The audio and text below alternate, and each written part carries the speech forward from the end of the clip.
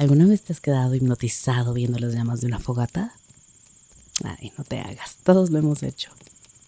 Hay algo en el movimiento del fuego, en ese color naranja casi magnético que nos jala desde muy adentro. And it makes sense. La realidad es que sin el fuego probablemente tú y yo ni estaríamos aquí hablando.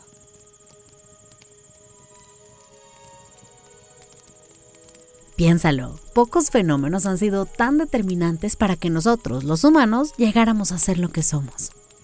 Los arqueólogos dicen que la evidencia más vieja de que ya andábamos jugando con fuego es de entre 1 a 1.5 millones de años. Imagínate eso, 1 millón de años. Antes de inventar la rueda, el lenguaje o incluso los pantalones, ya andábamos por ahí quemando cosas. Hoy damos el fuego for granted, honestly. Picamos un botón en la estufa y ¡pum! Hay lumbre. Prendemos un encendedor y ni pensamos en la magia que hay detrás. Pero el fuego está en todos lados, incluso cuando no lo vemos. De hecho, nuestra idea de casa está amarradísima al fuego. ¿Sabías que en español las palabras hogar y hoguera vienen de la misma raíz lingüística? Es lo mismo. En el hogar se prende el horno donde se calienta el cafecito o el matecito o lo que te guste tomar. El punto es que el hogar es ahí donde la familia se junta alrededor del calorcito. Pero claro, como toda tecnología humana, el fuego tiene su lado bueno y su lado no tan bueno.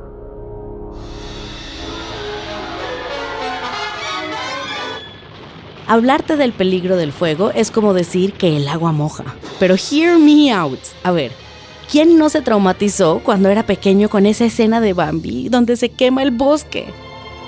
Get up, Bambi.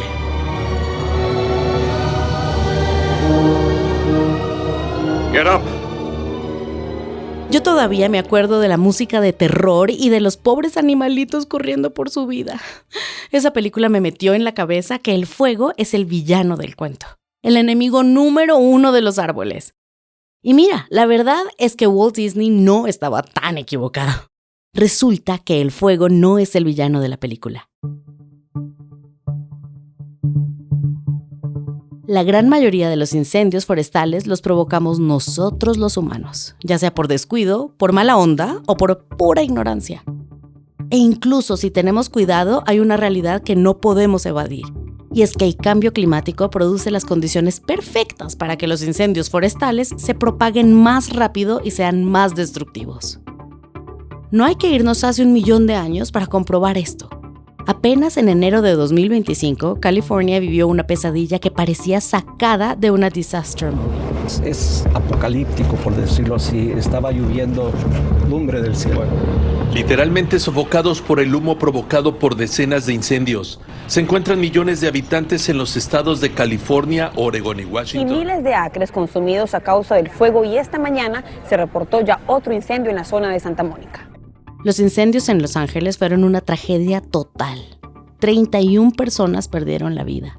Más de 200,000 tuvieron que salir corriendo de sus casas con lo que tenían puesto encima. Y 18,000 estructuras quedaron hechas cenizas. Estamos hablando de pérdidas de más o menos 250,000 millones de dólares. Total madness, pues. Y hay algo de lo que casi no se habla. Cuando vemos las llamas en la tele, vemos las mansiones de Malibú quemándose o a los famosos evacuando en sus carros de lujo. Pero la realidad es que los más afectados por los incendios forestales no viven en Hollywood. Somos nosotros, los latinos. Esto es Frío, Tibio, Caliente, un podcast de fact-chequeado producido por Sillón Estudios que brinda información verificada sobre el cambio climático a comunidades latinas. En este episodio, el fuego, ¿amante o bandido?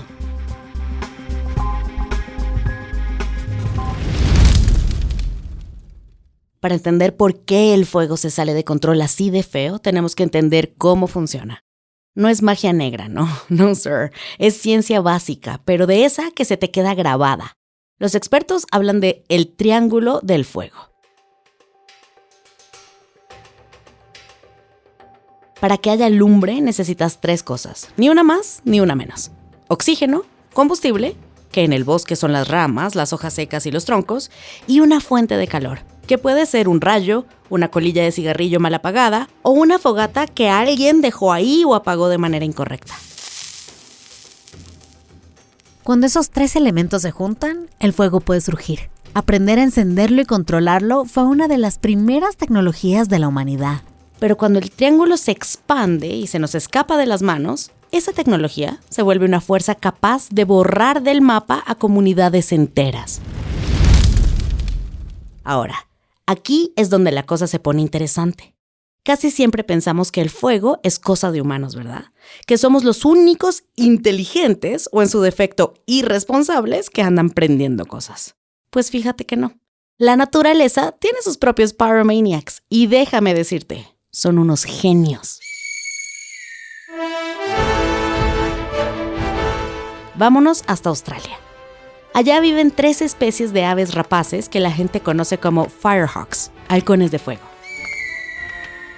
Estos pájaros son la neta, de veras. Cuando ven un incendio pequeño, agarran palos que ya están prendidos con sus garras, vuelan un buen tramo y los sueltan en zonas de pasto seco que todavía no se están quemando. Y tú te preguntarás, ¿por qué un pájaro haría eso? Pues para agrandar los incendios y usarlos como estrategia para conseguir presas. El fuego saca a ratones, lagartijas e insectos de sus escondites. Ahora son blanco fácil. Lo que faltaba en Australia. Tienen arañas enormes, animales venenosos, algunos de los reptiles más grandes del mundo. Y ahora, pájaros pirómanos. No mames.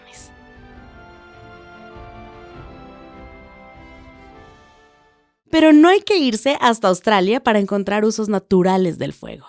En Oregon se ha visto que venados, osos y hasta pájaros carpinteros se benefician del fuego cuando ocurre. Ellos no prenden la mecha como el firehawk, pero sí que aprovechan las consecuencias de los incendios forestales. El fuego limpia el piso del bosque, quita la maleza vieja y deja que crezcan plantas nuevas y más nutritivas, más ready to eat que un taquito de cabeza. El fuego no es solo destrucción, es una antesala de la renovación del bosque. Hay plantas que de plano no podrían vivir sin el fuego. Está el caso del pino knobcone o el pino de El Dorado. Este árbol es bien especial. Tiene unos conos de semilla que están sellados con una resina súper dura. Si no hay fuego, la semilla se queda ahí encerrada. Necesita que el calor de un incendio derrita esa resina para que el cono se abra y las semillas puedan caer al suelo y germinar. O sea, para este pino, el fuego no es la muerte, sino todo lo contrario. Es su estrategia evolutiva para continuar la vida. Qué loco, ¿no? Pero estas especies parecen ser la excepción. Así los fuegos sean parte fundamental de los ciclos de vida de muchos ecosistemas, la realidad de las cifras es clara. El 90% de los incendios forestales son provocados por nosotros los humanos, no por astutos halcones australianos. Pero claro, llegar a entender esto nos tomó décadas y nos costó muy, muy caro. ¿Se acuerdan del oso Smokey? Ese que salía en la tele diciendo, «Solo tú puedes prevenir los incendios forestales». Por mucho tiempo, desde 1935 hasta finales de los 70, la política oficial en Estados Unidos era la supresión total. Se llamaba la 10 a.m. Policy. La orden era clara. Si salía una chispa en el bosque para las 10 de la mañana del día siguiente, el incendio tenía que estar completamente apagado. Ni una brasa podía quedar viva. Parecía una buena idea, ¿no? Una creería que sí. Yo misma lo creía. Pues ahora sabemos que no lo era tanto. Mira por qué. Resulta que al apagar absolutamente todos los incendios, incluso los chiquititos que ocurrían de manera natural, lo único que logramos fue que el bosque se llenara de basura natural. Se acumuló un montón de madera muerta, hojas secas y arbustos apretados. ¿Y qué significa eso? Ya, you got that right. Que el bosque se convirtió en una bomba de tiempo, en pura pólvora esperando una chispa.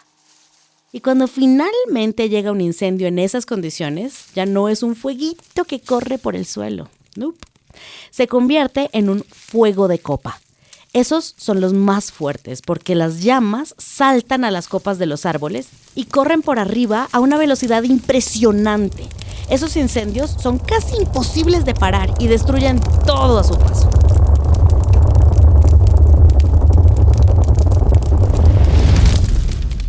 A esto súmale el ingrediente secreto que lo echa todo a perder: el cambio climático. ¿Qué sucede? Que el mundo ya no es el mismo de antes. La dimensión de esos incendios de LA en 2025 de los que hablamos al principio ocurrieron en condiciones que eran 5 grados más calientes y un 15% más secas que hace apenas unas décadas. El calor extra le quita toda la humedad a las plantas y las deja listas para arder. Y para acabar de empeorar la cosa, los humanos seguimos expandiendo las fronteras urbanas. Para el año 2020, 1 de cada 3 californianos ya vivía en zonas de transición. O sea, en la zona donde termina la ciudad y empieza el bosque. Estamos construyendo casas en el jardín del fuego. Así que tenemos the whole combo. Un bosque lleno de combustible, un clima cada vez más seco y caluroso, y un montón de gente viviendo justo en medio del peligro. Diría que es una tormenta perfecta. Pero las tormentas no son mala noticia cuando hablamos de incendios, ¿no crees? Las buenas noticias son otras y tienen que ver con lo que hoy sabemos sobre el fuego y las nuevas estrategias para combatir, prevenir y actuar a la hora de lidiar con este incremento en los incendios forestales por el cambio climático. A ver, ponte en este escenario. ¿Ves que el bosque se está quemando y tu solución es echarle más fuego? ¿What? No, suena una locura, pero resulta que es una de las estrategias más novedosas que tenemos para salvar los bosques. Combatir fuego con fuego. ¡Wow! Hoy en día los bomberos forestales usan una cosa de película: el Helitorch. Sí, el Helitorch. Picture this: un helicóptero que lleva colgando un tanque lleno de gasolina en gel que se enciende al salir. Vuela sobre zonas específicas y va soltando porciones de ese gel encendido, como si estuviera sembrando llamas. Lo que está haciendo es una quema controlada. Quema a propósito el exceso de ramas secas y arbustos que hay en el suelo bajo condiciones, valga la redundancia, controladas. Así, cuando llegue un incendio de verdad, ya no va a tener combustible para alimentarse y su manejo puede ser mucho menos complicado. Smart move, si me preguntan a mí. Y mira, aunque el Helitorch es pura tecnología moderna, la idea no es nueva para nada. En California, la agencia CAL FIRE está aprendiendo mucho de los pueblos indígenas para controlar el fuego. Por ejemplo, los Kalapuya llevan siglos quemando sus tierras tribales de manera inteligente. En 2021, California invirtió $1.5 mil millones a expandir estrategias de prevención como el Helitorch. Y para julio de 2025, el estado ya tenía 6 helicópteros Huey dedicados exclusivamente a estas misiones de fuego preventivo. Y tú habrás visto todo eso que salió en redes sociales sobre este tema del fuego preventivo. Pues no, estas estrategias no son conspiraciones para incendiar los bosques y decir que fue el cambio climático, o que se está quemando bosque para poner parques eólicos. No podemos usar esfuerzos titánicos para controlar estos desastres como una excusa para llenar las redes con teorías conspirativas. Las mentiras, como los incendios forestales, también se expanden con mucha rapidez. Ojito con eso. Así que me inspiro en el oso Smokey para decirte esto. Solo tú puedes prevenir la desinformación. Y tú dirás, sí, terrible la desinformación y los fuegos y todo eso, pero ¿yo qué? ¿Qué tengo que ver ahí? Pues, my friend, cuando vemos las mansiones de Malibú quemándose en Los Ángeles o a los famosos evacuando en sus autos de lujo, la realidad es que detrás de esas pantallas, los más afectados por los incendios forestales no viven en Hollywood, como ya te dijimos. Somos nosotros, los latinos. Primero, el 90% de los trabajadores agrícolas de California son latinos. ¡90%! ¡That's a lot!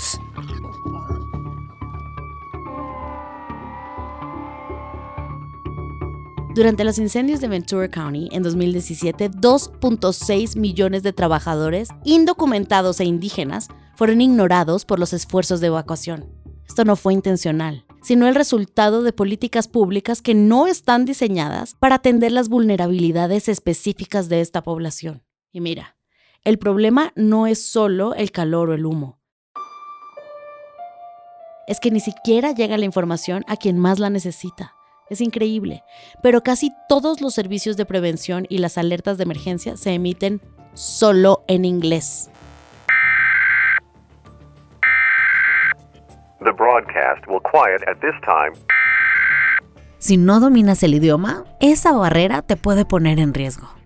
Según el Journal of Communication in Healthcare, hay una ausencia casi total de comunicación pública que sea coordinada y, sobre todo, que tome en cuenta la realidad cultural de nuestra gente. No basta con traducir un texto, hay que saber cómo hablarles a las comunidades más vulnerables frente a este tipo de desastres. Los datos no mienten. Un estudio de 2018 reveló que las comunidades afro, hispanas e indígenas son un 50% más vulnerables a los incendios forestales que el resto de la población. Un ejemplo clarísimo de esta situación ocurrió durante los incendios de Ventura County, en California, en 2024. Mientras las autoridades le rogaban a todo el mundo que usara mascarillas N95 si tenían que salir a la calle, miles de trabajadores pasaron días enteros entre el humo, sin que sus empleadores les aportaran lo mínimo para protegerse mientras trabajaban. ¿Y sabes qué es lo peor? Que mientras esto pasaba, la División de Seguridad y Salud Ocupacional de California cerró sus oficinas locales justo durante los primeros 5 días del incendio. Aunque abrieron después por la presión de la gente y de algunos políticos, resulta que en ese momento los reguladores ni siquiera tenían la autoridad legal para proteger a los trabajadores del humo. Fue hasta el año siguiente, en 2025, que gracias a la lucha de activistas y a mucha presión política se aprobaron regulaciones de emergencia. Por fin, ahora, por ley, los empleadores están obligados a dar mascarillas cuando la calidad del aire se pone realmente peligrosa. Estar preparados no es paranoia, es responsabilidad. Hay 3 pasos claves que todos deberíamos seguir si vivimos cerca de zonas de riesgo. Y acá hay que recordar el triángulo del fuego del incendio. Allí está la clave. Recuerda, un fuego necesita 3 cosas: oxígeno, una fuente de calor y combustible. Cuando ya hay alerta de incendio, la primera y la segunda están fuera de nuestro control. Pero la última, el combustible, no. Así que, take notes, porque estas consideraciones pueden salvar tu vida. Primero, tu casa debe tener una zona de resistencia al fuego. Los expertos sugieren dividir el terreno en 3 zonas de protección alrededor de sus hogares. La más importante es la zona 0, que va de 0 a 1.5 metros, unos 5 pies, alrededor de la estructura. Aquí no debe haber nada que prenda fácil. Quita todas esas hojas secas, las ramas bajas y evita plantas inflamables pegadas a las paredes. Luego está la zona 1, hasta los 9 metros, que son 30 pies. Ahí debes tener el pasto corto y los árboles separados. Y finalmente, la zona 2, que se extiende hasta los 30 metros, o sea, 100 pies. Aquí el objetivo es reducir la densidad de la vegetación para que el fuego no tenga un camino libre hacia tu hogar. ¿Qué tal eso? Segundo, prepara tu mochila de emergencia. No la armes cuando veas el humo. Hazlo ya mismo. Te doy un momento para que tomes tu mochila. ¿Ya estás? Eso. Bien. Ahora, ponle suficiente agua y comida no perecedera para al menos 3 días. Calcula unos 4 litros de agua por persona al día. Incluye una linterna, baterías extra, un botiquín de primeros auxilios y algo vital: máscaras N95. Recuerda que el humo es tan peligroso como las llamas, y las mascarillas normales de tela no filtran las partículas finas que dañan los pulmones. Hay que usar las mascarillas correctas. Tercero, ten un plan de evacuación claro. No esperes a que la policía toque tu puerta. Si las autoridades emiten una orden de evacuación, sal de inmediato. Muchas tragedias ocurren porque la gente se queda un minutito más para salvar cosas materiales. Marca un punto de encuentro con tu familia y ten una lista de contactos escrita en papel por si se queda sin batería en el celular. Yo, por ejemplo, tengo un parque súper cercano que lo tengo clarísimo y todos lo tenemos claro.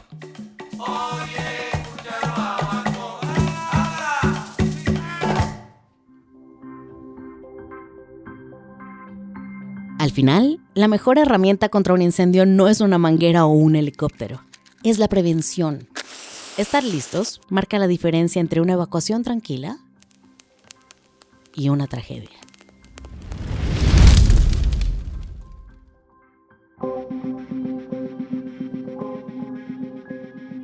Esto fue Frío, Tibio, Caliente, un podcast de fact-chequeado producido por Sillón Studios, en el que presentamos información verificada sobre cómo te afecta el cambio climático.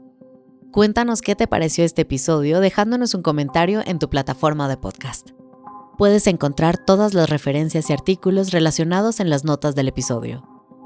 Frío, Tibio, Caliente es narrado por mí, Irene García Calvo. Los guiones son de Felipe Useche, con investigación de Felipe Useche, Pablo Converse e Isabel Rubio. Guiones editados por Ana María Carrano. La producción general es de Sara Trejos. La producción ejecutiva es de Laura Sommer. La edición y el diseño sonoro son de Maru Lombardo, y la música que escuchaste es de Epidemic Sound. El diseño gráfico del podcast es de Julieta Licandro Meta.